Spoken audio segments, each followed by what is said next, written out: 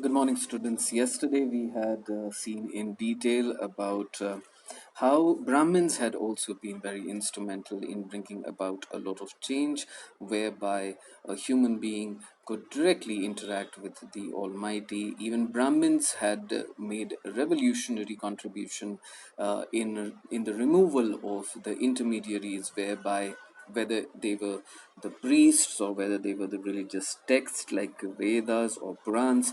Even the Brahmins were instrumental in participating in those movements and many a times giving birth to those movements, whereby they advocated and fought for the direct reach of and direct interaction of humans with Almighty and gaining spiritual knowledge and spiritual growth. Today we and that's why we looked into the Lingayat tradition, which had come up in Karnataka, which was again the brainchild of a Brahmin. It was not the brainchild of some scheduled caste gentleman. So religious ferment in North India. During the same period in North India, deities such as Vishnu and Shiva were worshipped in temples, often built with support of rulers. However, historians have not yet found evidence of anything resembling the compositions of the Alvar and Nayanars till the 14th century. So, how do we account for this difference? So essentially, what they are saying is that the tradition of Alvar and Nayanar, it was quite an old one, but the composition, something being composed in the praise of Lord Shiva and Vishnu, that came pretty late, 14th century. So what could have been the reason for that? Because they you still haven't got hold of major scriptures and major poems and major devotional poems, that is, in the praise of their Lord. So, what could be the reason? Of course, one reason is always that, yes, at that point in time, it was mainly the knowledge was transferred, through the vocal tradition, and not much was written. Uh, you know, uh, but that yes, there is some question.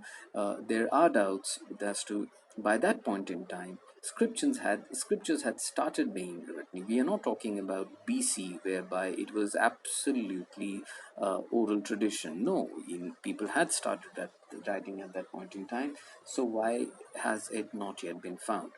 Okay, now let's see when we can have the answer in future. Some historians point out that in North India, this was the period when several Rajput states emerged. In most of these states, Brahmins occupied positions of importance, performing a range of secular and ritual functions. There seems to have been little or no attempt to challenging their position directly. At the same time, other religious leaders who did not function within the orthodox Brahminical framework were gaining ground. These included the Naths, the Jogis, and Siddhas. Many of them came from artisanal groups, including weavers who were becoming increasingly important with the development of organized craft production. Demand for such production grew with the emergence of new urban centers and long distance trade with Central Asia and Western Asia. Students, you have to understand what they're essentially saying is that there was a time when Brahmins used to be they used to be the one who would be taking care of temples, who would be writing great religious scriptures, Vedas. They would be uh, uh, bringing out the meaning of the Veds, the Purans, and trying to simplify them for the common people. All that was done by Brahmins. Okay, and Brahmins naturally were considered to be considered to be the men of learning, and they would devote their lives to education and knowledge. They would not be farmers. They would not be goldsmiths or ironsmiths. They would not be, you would not be seeing them fighting wars. So you have to understand that they were completely devoted to knowledge and education. But now we had started having entirely a new class and a new generation of spiritualists who would be having their jobs as well, who would be doing certain things. They would be goldsmiths, ironsmiths, they would be cloth merchants, they would be textile traders. All of that now started happening.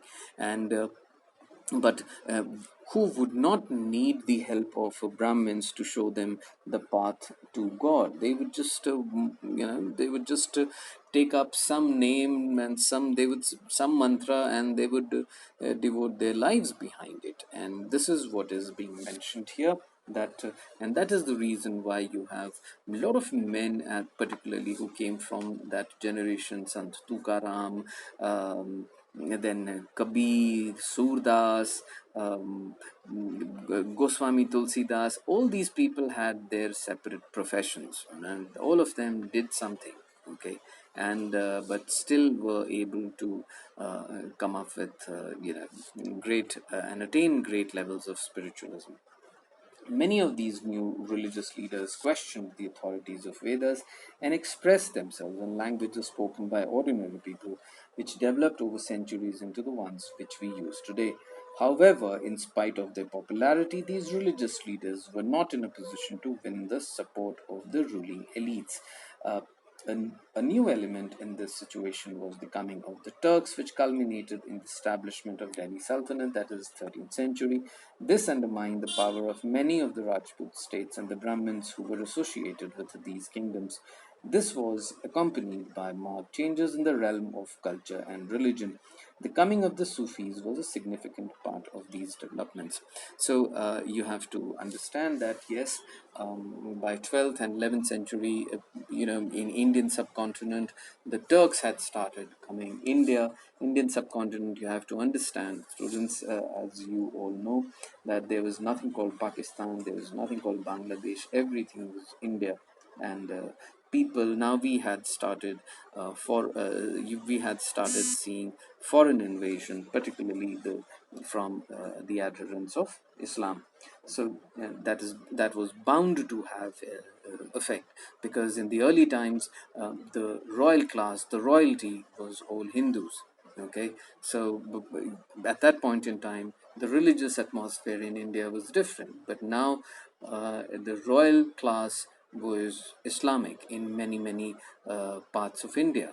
They were the adherents of Islam, so naturally it was going to bring about a huge and enormous amount of change uh, in the religious map of our country.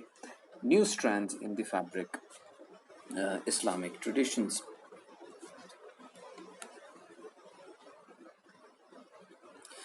Just as the regions within the subcontinent were not isolated from one another, so too contact with land beyond the seas and mountains had existed for millennia. Arab merchants, for instance, frequented ports along the western coast in the first millennium, while Central Asian people settled in the northwestern parts of subcontinent during the same period. From the 7th century, with the advent of Islam, these regions became part of what is termed as the Islamic world. Faith of rulers and subjects, one axis of understanding the significance of these connections that is frequently adopted is to focus on the religions of ruling elites. In 711, an Arab general named Muhammad Qasim conquered Sindh, which became part of Caliph's domain. Later, 13th century, the Turks and Afghans established the Delhi Sultanate. 711, that is, Sindh would, you have to understand, Sindh, the state of Sindh today is in Pakistan, and the capital of Sindh in Pakistan today happens to be the port city of Karachi. And Islam was acknowledged the religion of rulers in several areas of India, as we just discussed.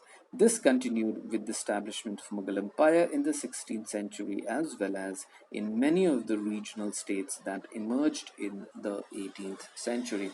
Theoretically, Muslim rulers were to be guided by the ulama, that is, their religious bureaucracy, which interprets Islam, then the holy texts of Islam, and all those kind of things.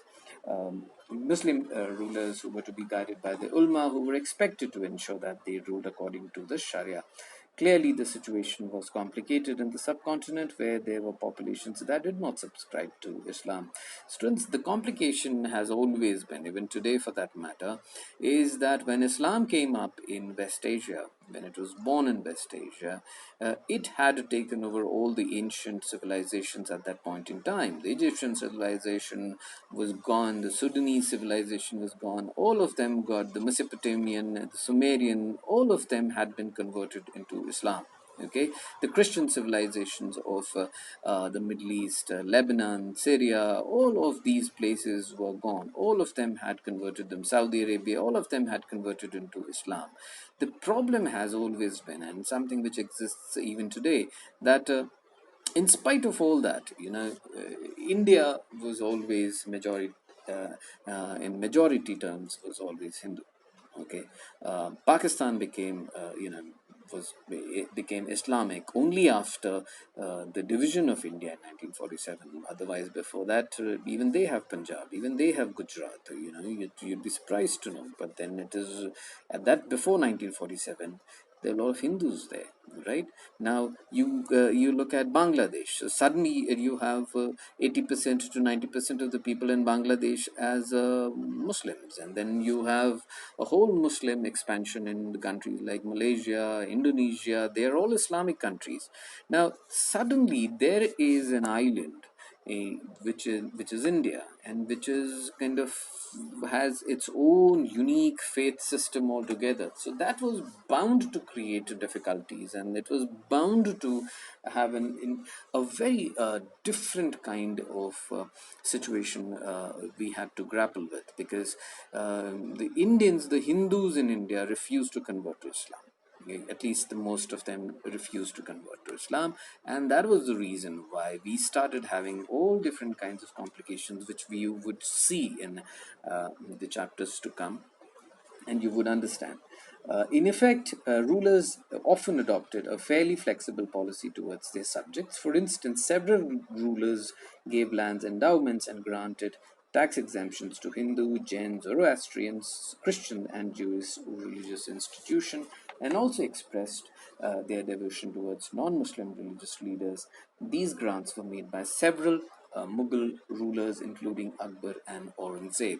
So you have to understand what something which was very unique to the Mughal rule in India was the fact that unlike the other Muslim rulers who were ruling in different parts of North Africa and then West Asia and in the other Islamic lands, who used to be very despotic in their thing, that everyone had to be converted into Islam and everyone had to follow Islam, otherwise they would be killed or they would be put behind bars and there would be forcible conversion. The Indian Muslim rulers were very, very benevolent and very flexible towards the adherents of different faiths in India, whether they were Christians. Guys, you have to understand, by 15th, 14th centuries, there was a huge Christian population, because by that point in time, it was already 13 to 1400 years since the birth of Christianity. So India had a lot of Christian population as well. But the Muslim rulers in India, they were very, very liberal and flexible towards the other faiths of India, whether there was Jain, Buddhism, Zoroastrianism. Zoroastrianism would essentially, students mean the followers, the Parsi faith. And so the Jewish religious traditions, India was suddenly an island of liberalism and island of diversity compared to the other parts of Asia. Okay, the popular practice of Islam, we shall be looking, and of course we would also be looking at the church in Cambridge. We would be doing this tomorrow. Thank you.